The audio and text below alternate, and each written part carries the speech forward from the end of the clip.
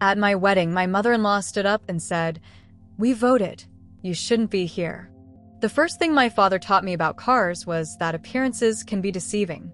"A shiny exterior doesn't mean much if the engine's shot, Lena," he'd say, wiping grease from his calloused hands. And sometimes the most reliable machines look a little rough around the edges. Growing up in Riverdale, the overlooked side of town where rent was affordable and dreams were kept modest, I learned to find beauty in simplicity. Our two-bedroom house with appealing blue paint wasn't much, but it was home. My mother's teacher salary combined with my father's income from his auto repair shop kept us comfortable, if not lavish. We had what we needed and occasionally what we wanted. I never felt poor until I met the Harringtons. The community center on 4th Street was my second home throughout college. While pursuing my business degree at the State University on scholarship, I volunteered there 3 evenings a week, helping underprivileged kids with homework and running financial literacy workshops for adults. It wasn't glamorous work, but it felt meaningful, something my parents had instilled in me from an early age. That rainy Tuesday in April seemed ordinary enough. I was helping a group of teenagers create budgets when he walked in, shaking raindrops from his umbrella and looking decidedly out of place in his tailored suit. "I'm looking for Marcus?" His voice carried the confidence of someone who rarely heard the word no. I pointed toward the office, trying not to stare at how his dark hair curled slightly at the temples, or how his blue eyes seemed to take in everything at once. He thanked me with a quick smile that felt genuine, not perfunctory, and disappeared down the hallway. Later, as I was packing up my materials, he returned. "Marcus tells me you're the financial literacy guru around here." He extended his hand. "I'm Ethan Harrington." His handshake was firm, warm. "Lena Carter. And guru might be stretching it. I just help where I can." False modesty? His eyes crinkled at the corners when he smiled. "Marcus says your workshops have helped more people in this neighborhood than the last 3 city initiatives combined." I felt heat rise to my cheeks. That's kind of him to say. The Harrington Foundation is looking to expand its community outreach programs. We like to talk to people who understand what's actually needed, not what looks good in a press release. He pulled out a business card, heavy stock with raised lettering. "Would you be interested in consulting with us?" The Harrington name wasn't unfamiliar. Their family owned Harrington Enterprises, a corporate conglomerate with tentacles in everything from real estate to pharmaceuticals. Their charity foundation was well known, if a bit impersonal in its approach. "I'm just a volunteer with a business degree," I said, studying his card. Sometimes that's exactly the perspective we need. Fresh eyes. He glanced at his watch. "I have a dinner meeting, but would you be free for coffee tomorrow? I'd love to hear your thoughts on where our resources might do the most good." That coffee meeting turned into lunch, which turned into dinner the following week. We talked about community programs, yes, but also books we'd read, places we wanted to visit, and the subtle art of knowing when to speak up and when to listen. When our hands brushed reaching for the check, the electricity between us became impossible to ignore. "This isn't just about the foundation anymore, is it?" he asked as we stood outside the restaurant. I smiled. "I was wondering when you'd notice." Our worlds couldn't have been more different. Ethan grew up with household staff and summer homes, private schools, and family connections that opened doors before he even reached for the handle. I grew up watching my parents check the bank balance before every major purchase, learning to stretch dollars and find joy in small victories. But when we were together, those differences faded into the background. He never made me feel less than because I didn't recognize the vintage of a wine or hadn't vacationed in the Maldives. And I never felt the need to pretend I was anything other than exactly who I was. "You're real," he told me once, as we walked along the river at sunset. "Do you know how rare that is in my world? Everyone's always performing, always calculating their next move." I squeezed his hand. "I'm just me. Nothing special." He stopped walking, turned to face me. "That's where you're wrong, Lena. You're extraordinary precisely because you don't try to be." Over the next 2 years, our lives intertwined like vines growing toward the sun. I finished my MBA while working at a local investment firm, steadily climbing the ladder through late nights and relentless dedication. Ethan expanded the foundation's work, often implementing ideas we discussed over dinner or lazy Sunday mornings. When he invited me to family dinners at the Harrington estate, I wore my best clothes and practiced proper fork etiquette from YouTube videos. But no amount of preparation could have readied me for the chill that permeated those gatherings. Vanessa Harrington, Ethan's mother, greeted me with their kisses and tight smiles that never reached her eyes. "Lena, darling, what a interesting dress." Ethan's father, Richard, was polite but distant, as though I were a temporary fixture not worth the investment of genuine interest. His sister, Caroline, barely acknowledged my existence beyond the minimal requirements of civility. "They'll warm up," Ethan assured me after particularly frosty evenings. "They're just protective." The families had people try to get close to me for the wrong reasons before. I understood their caution, even as it stung. But as months passed and their demeanor never thawed, I began to realize the truth. In their eyes, love wasn't enough to bridge the gap between their world and mine. Still, when Ethan proposed on a moonlit beach during a weekend getaway, down on one knee, tears in his eyes, offering not just a ring but a promise of forever, I said yes without hesitation. I loved him. He loved me. Surely that would be enough. "We'll build our own family legacy," he whispered against my lips after I accepted. "One based on what really matters." I believed him with every fiber of my being. And even as I noticed the tension in his jaw when he called his mother to share our news, even as I heard the careful neutrality in her congratulations, I held on to hope. What I didn't tell him, what I hadn't told anyone, was that I had plans of my own forming. The investment firm where I worked had given me insights and opportunities that were beginning to bear fruit. I had been quietly making moves, building something that might one day make the Harringtons see me as an equal, not a charity case. But that night, wrapped in Ethan's arms as we dreamed about our future, I pushed those thoughts aside. This was our moment, our beginning. And despite the storm clouds gathering on the horizon, I couldn't help but feel that our love story was just getting to the good part. I had no idea then how wrong and right I would turn out to be.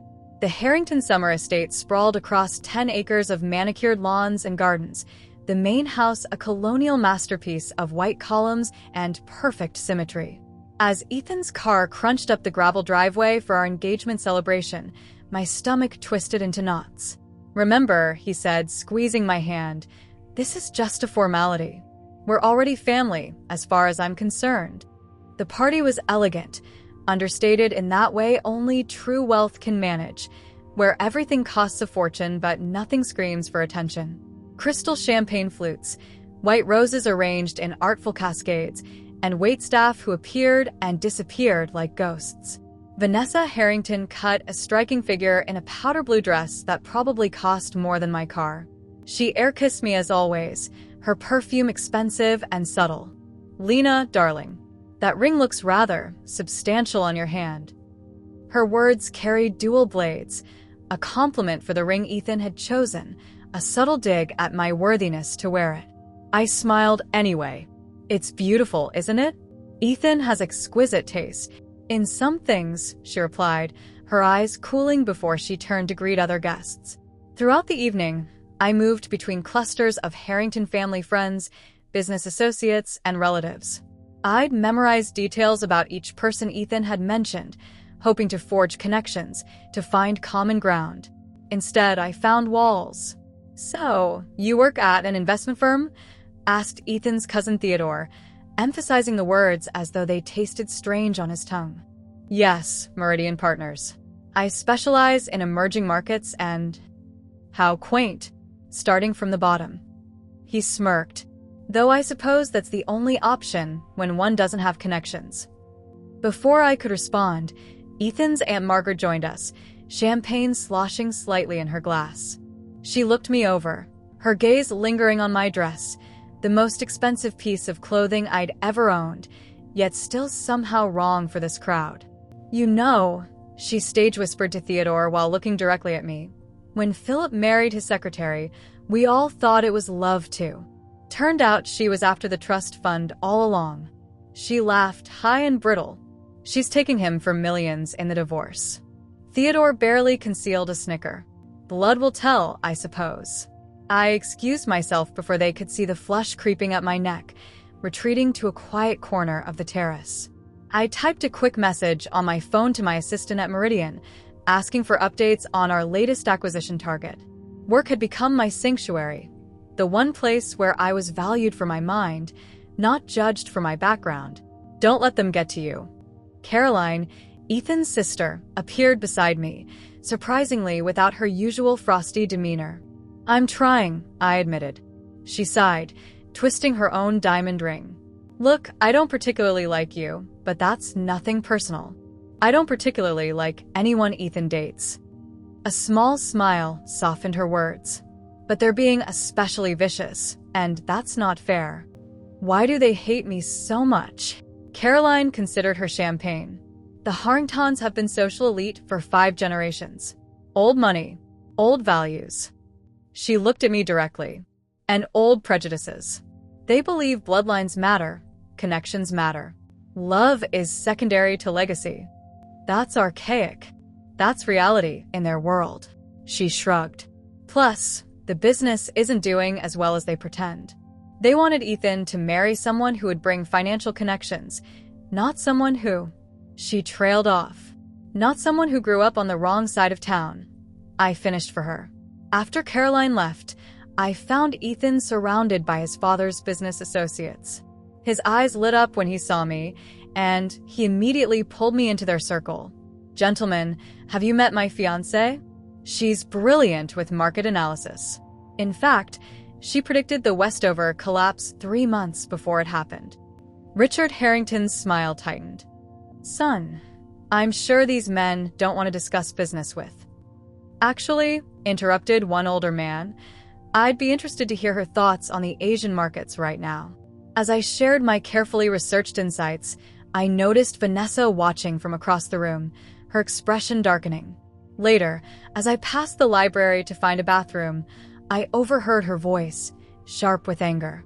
She's after the money, Richard. It's obvious.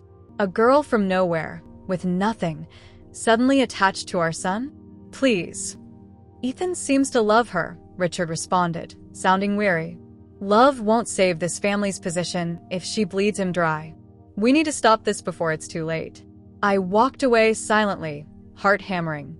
That night, I told Ethan about the overheard conversation, about his aunt's comments, about every subtle and not so subtle dig. He pulled me close, kissing my forehead. They're wrong about you. They'll see that eventually. What if they never do? I whispered. Then it's their loss. His voice was firm. We're getting married, Lena. Nothing will change that. I wanted to believe him. I needed to believe him. But as our wedding day approached and the cold shoulders only grew colder, as the whispers became barely concealed accusations, doubt crept in like a winter draft. What I didn't tell Ethan was that every slight, every dismissal, only strengthened my resolve. While they were busy looking down their noses at me, I was quietly building something that would force them to look up instead. The game was far from over, and I was playing for keeps. My wedding day dawned clear and bright, sunlight streaming through the hotel's suite windows as my mother helped me into my dress. Simple, elegant ivory silk that flowed like water when I moved. Nothing ostentatious, nothing trying too hard to belong in the world I was marrying into. You look beautiful, sweetheart, Mom said, tears gathering in her eyes. Your father would have been so proud. Dad had passed away 6 months earlier, a sudden heart attack while working at his shop. That he wouldn't be there to walk me down the aisle was a wound still raw and bleeding. My uncle had stepped in to take his place, but the absence felt cavernous. I know, Mom. I squeezed her hand. He's here in his own way. The ceremony was set for noon at St. Andrew's Cathedral, the Harrington family church for generations. Ethan and I had compromised on the venue. I'd wanted something smaller, more intimate, but this mattered to him. Some traditions are worth keeping, he'd said. The first hint that something was wrong came when I arrived at the church. The usual pre-wedding bustle felt subdued, conversations hushing as I passed. Ethan's groomsmen avoided eye contact while my bridesmaids exchanged nervous glances.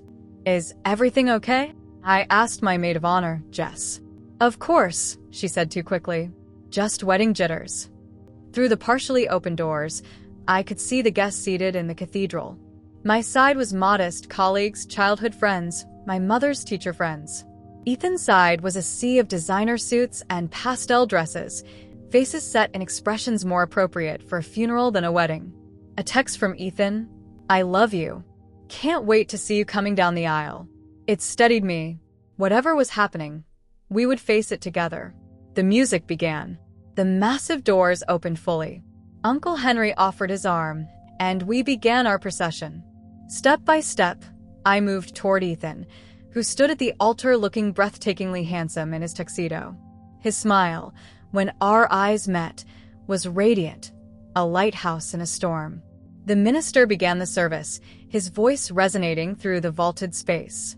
"Dearly beloved, we are gathered here today." I barely heard the words, too focused on Ethan's hands holding mine, on the promise in his eyes. We had made it. Despite everything, we had made it. If anyone can show just cause why this couple cannot lawfully be joined together in matrimony, let them speak now or forever hold their peace. The traditional pause. A heartbeat of silence. Then, the rustle of expensive fabric. The tap of designer heels on marble. Vanessa Harrington stood, elegant in midnight blue, her diamond necklace catching the light from the stained glass windows. Her voice carried effortlessly through the cathedral. "We voted," she said, each syllable precise as a scalpel, "and we believe you shouldn't be here. This wedding is a mistake." Gasps erupted across the church.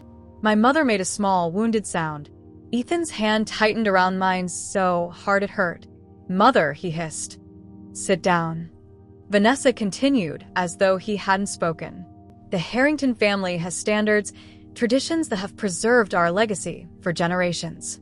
This union threatens everything we have built." Her eyes met mine, cold as January frost. "We will not welcome an opportunist into our family." The cathedral spun around me. Blood rushed in my ears. I felt Ethan's body go rigid beside me, saw his father half rise from his seat as if to intervene, then sink back down. "How dare you?" my mother called out, her teacher's voice cutting through the chaos. "How dare you speak to my daughter this way?" Vanessa's gaze didn't waver from my face. "I speak for the entire family. We have discussed this at length. It was put to a vote." "A vote?" Ethan's voice cracked. "You took a vote on my marriage?" Whispers rippled through the congregation. Phones appeared, discreetly recording the meltdown. Tomorrow's gossip, today's entertainment. I should have crumbled. Should have fled in tears, dignity in tatters. That's what Vanessa wanted, proof of my unworthiness, my lack of breeding and backbone. Instead, a strange calm descended over me. The culmination of months of slights and whispers, of being judged and found wanting, of working twice as hard to be considered half as worthy. I smiled. Not a trembling attempt at bravery. Not a grimace disguised as acceptance. A genuine smile that seemed to confuse everyone, Vanessa most of all. "Thank you for your honesty, Mrs. Harrington," I said, my voice steady. "It's refreshing after all the polite lies." I turned to Ethan, whose face had drained of color. "Do you have anything to say to your mother?" The cathedral held its collective breath. This was his moment, to defend me, to choose me, to prove that our love mattered more than family drama and outdated notions of social standing. His mouth opened. Closed. Opened again. Lena, I'm sorry. I didn't know they would. He trailed off, words failing when I needed them most. I nodded once, decision made.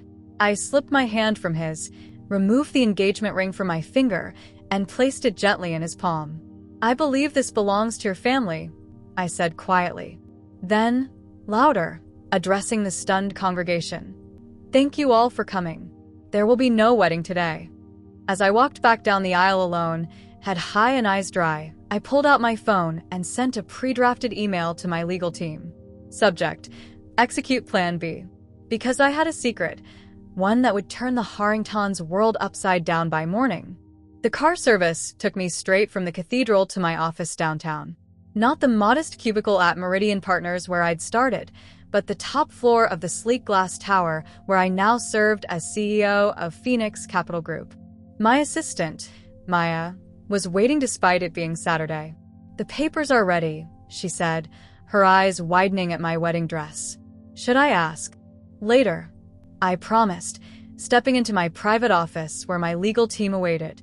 3 years ago, while still dating Ethan, I'd noticed a pattern in the market, a series of mid-sized companies ripe for acquisition. Using my savings and a small inheritance from my grandmother, I'd made my first investment. That became 2, then 5, then a dozen successful ventures.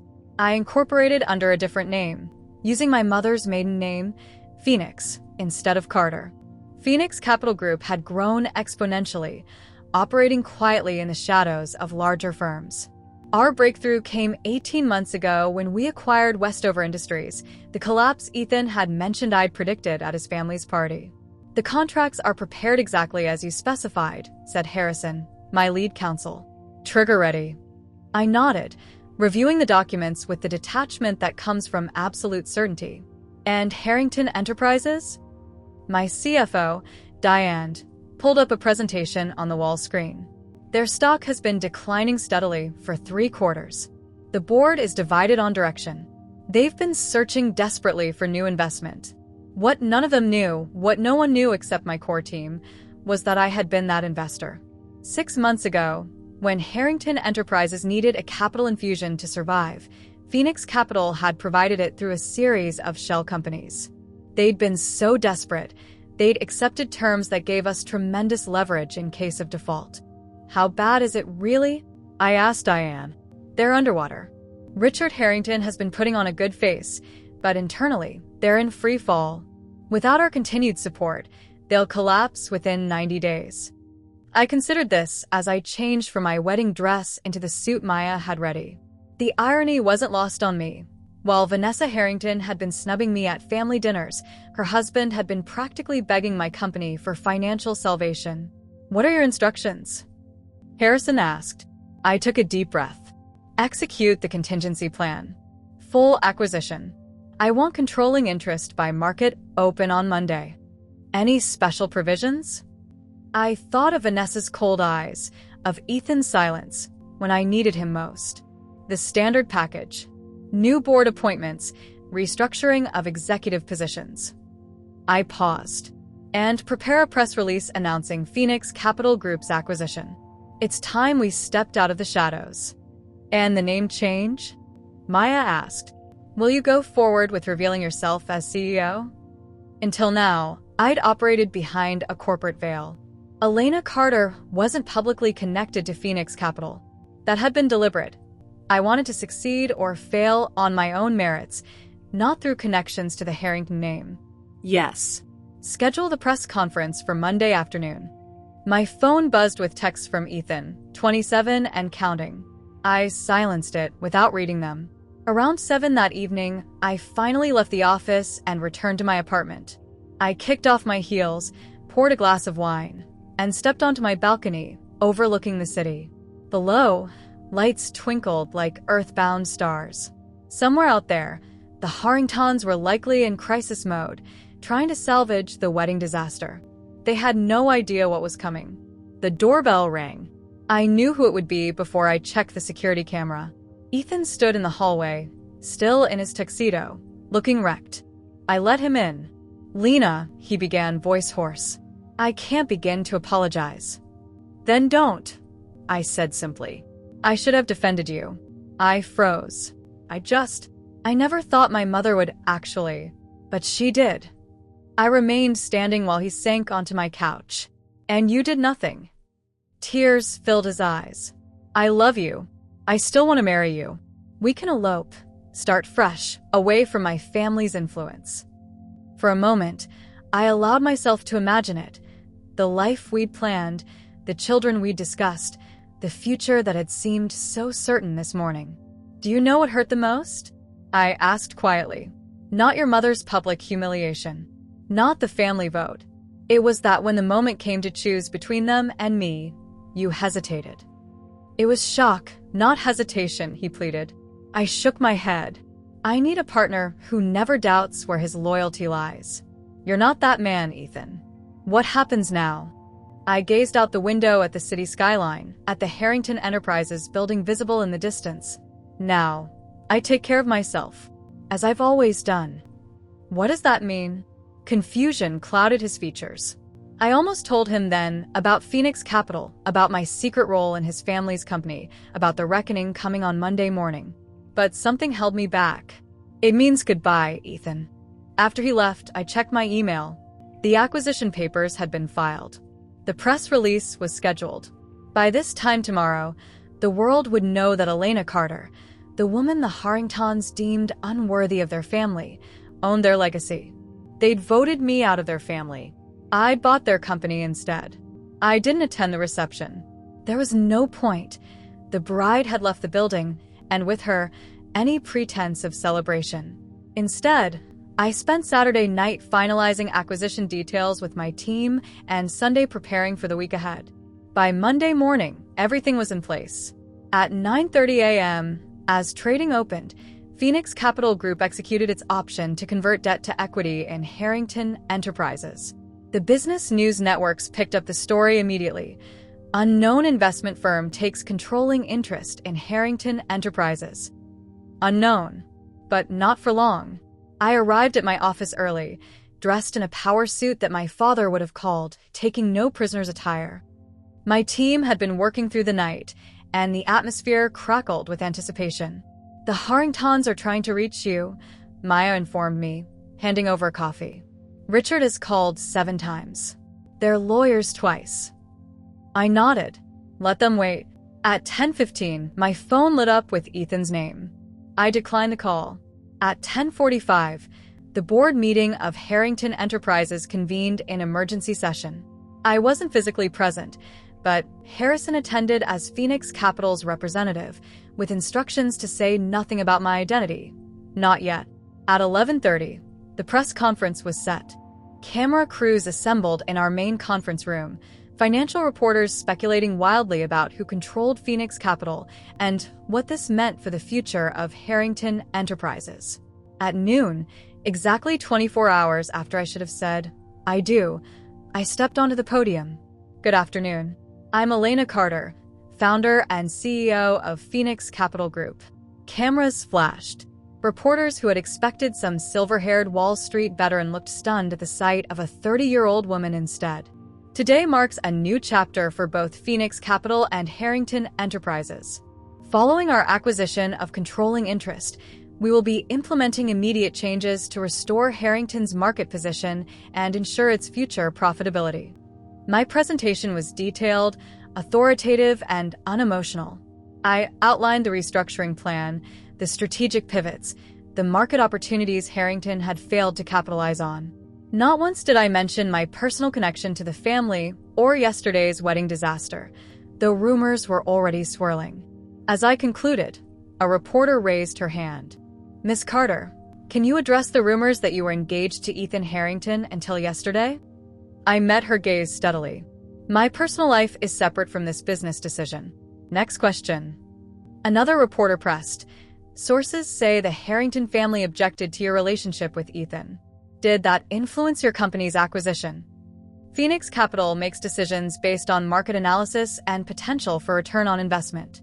Harrington Enterprises has been underperforming for several quarters. We saw an opportunity. That's all. After the press conference, I returned to my office to find Maya waiting, looking uncomfortable. Vanessa Harrington is here, she said quietly. She's been waiting for 40 minutes and refuses to leave. I straightened my spine. Send her in. Vanessa looked different than she had in church, smaller somehow, her immaculate appearance slightly frayed at the edges. She stood in my doorway, taking in the view from the top floor, the elegant furnishings, the evidence of success she'd refused to see. Please sit. I gestured to a chair across from my desk. She remained standing. Is this revenge? Her voice wavered slightly. This is business, I replied calmly. Your family's company was failing. Mine wasn't. The market is unsentimental that way. You were playing us all along. Accusation hardened her features. using Ethan to get information. I never once discussed Harrington business with Ethan. I cut her off. In fact, I went to extraordinary lengths to keep my professional life separate. Not that you bothered to learn anything about me beyond my parents' occupations. We can work something out, she said, her tone shifting to negotiation. The family has other assets, connections. Yesterday, you told me I didn't belong in your family. Today, you're in my office asking for favors. I allowed myself a small smile. Ironic, isn't it? Color flooded her cheeks. What do you want? I already have what I want. Control of a company with good bones and bad management.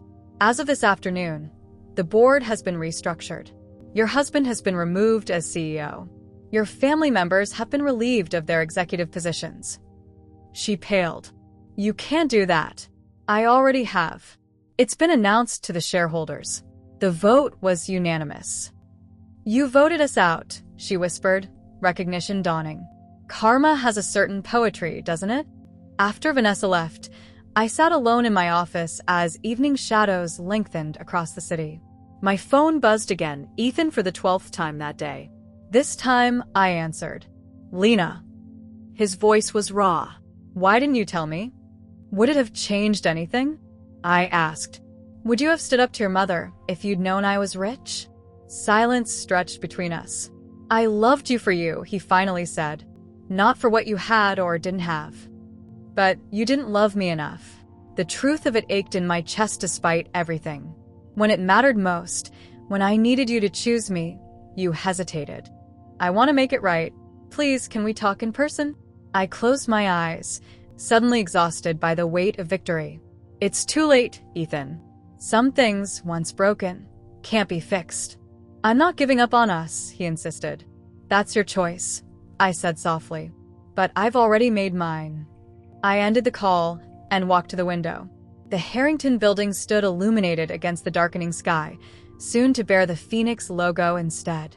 I'd won by every measurable standard. Why, then, did victory taste so hollow? 3 months passed. Spring melted into summer, and with it, the gossip surrounding my almost wedding and subsequent takeover of Harrington Enterprises began to fade into just another cautionary tale in high society circles. Professionally, I thrived. Phoenix Capital Group's absorption of Harrington Enterprises boosted our portfolio value by 40%. Our restructuring plan was working better than projected, streamlining operations, cutting dead weight, and refocusing on innovation rather than tradition.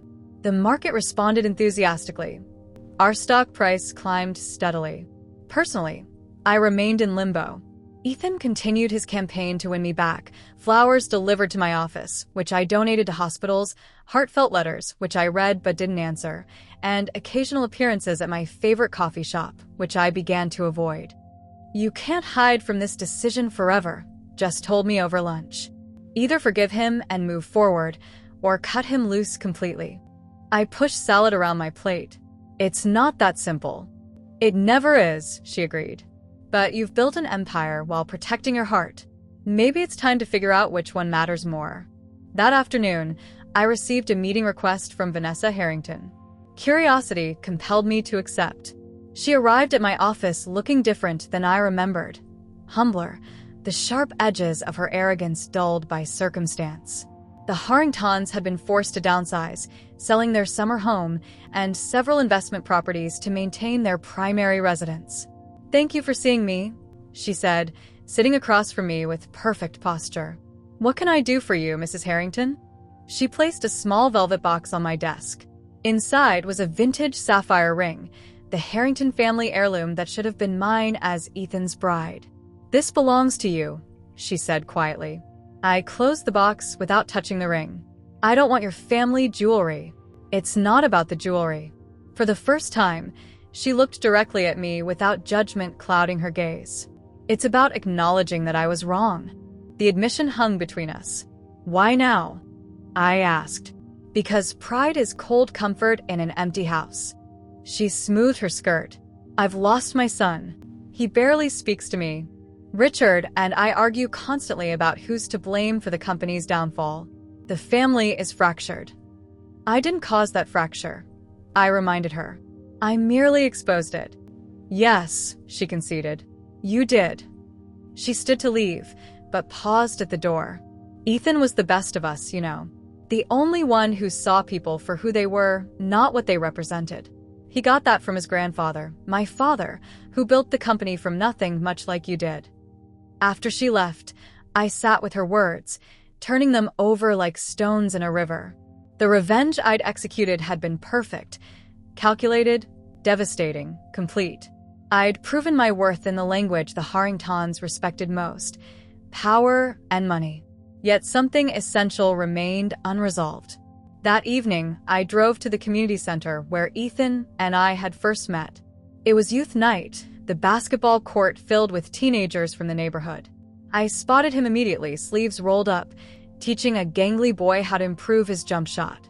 Ethan had resigned from Harrington Enterprises after the takeover, channeling his trust fund into expanding the center's programs instead. He hadn't mentioned this in his messages to me. I'd learned about it through the foundation's press release. I watched from the doorway, remembering why I'd fallen in love with him in the first place, his genuine kindness, his ability to connect with people regardless of background. The qualities his family had failed to instill in him, yet somehow flourished anyway. He looked up, saw me, and froze mid-sentence. The teenager followed his gaze, nudged him with an elbow, and said something that made Ethan smile despite himself. We met in the middle of the court, surrounded by the echoes of bouncing balls and teenage laughter. Lena, he said simply. I got your letters, I replied. I meant every word. I nodded. I know, but it's not enough, he guessed, bracing for rejection. I didn't say that. I took a deep breath. I came to tell you I'm selling the Harrington building. Confusion crossed his face. To whom? To the employees. I'm converting it to an employee-owned enterprise. I watched his expression shift as he processed this. Your family name will remain, but the ownership structure will change completely. Why? Because holding on to it means holding on to anger. I'm ready to let that go. I met his gaze steadily. I didn't marry into your family, Ethan, and I've outgrown the need to defeat them. Hope flickered in his eyes. And us. That's a different question. I felt the walls around my heart shift, not collapsing but opening, just enough. I need a partner, not a protector. Someone who stands with me, not for me or behind me. I'd like the chance to be that man, he said quietly. I didn't answer immediately. Instead, I picked up a basketball, dribbled it once, twice. How about we start with a game? I suggested. Winner buys coffee. His smile was like sunrise. You're on. 6 months later, I sat in my office overlooking the city. The Phoenix Capital sign now adorned the building that had once been Harrington headquarters. My engagement ring, a new one, chosen together, caught the light as I signed the final paperwork authorizing the employee ownership transition. I hadn't married into wealth and status. I'd created my own legacy instead.